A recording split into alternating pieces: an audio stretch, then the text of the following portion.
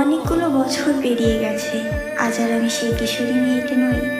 চেহারায় বয়সের ছাপ পড়েছে, জীবনের ভাষাও বদলে গেছে অনেকটা।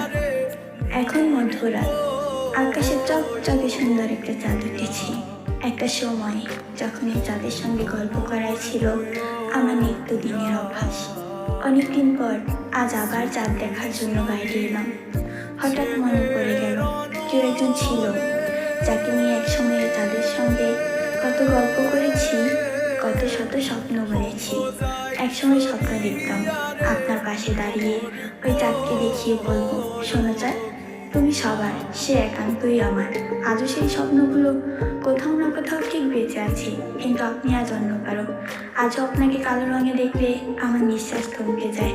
আজও আপনার দিকে তাকিয়ে আমি নিজেকে হারিয়ে ফেলি, অথচ আপনি জানতেও পারলেন না একতরফা আমি আপনাকে কতটা ভালোবাসি। আমাদের জীবনে অনেক কিছু অজানার থেকে যায়, ঠিক যেমন করে আপনি জানতেও পারেননি এক জীবনে আমি আপনাকে কতটা ভালোবাসি। খুব জানতে ইচ্ছে করে আপনি যার, সে কি আপনাকে খুব ভালোবাসে আমার থেকেও বেশি। আজ আপনার সুন্দর একটা সংসার আছে, আমার নেই।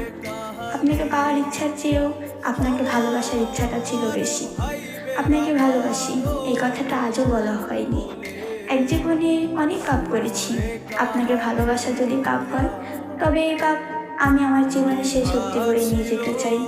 আমি আপনাকে আমৃত্য ভালোবাসি।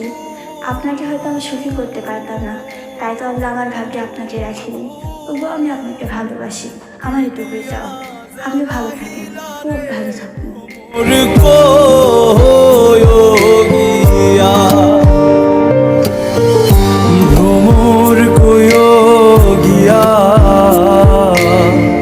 শ্রীকৃষ্ণ বিচ্ছেদে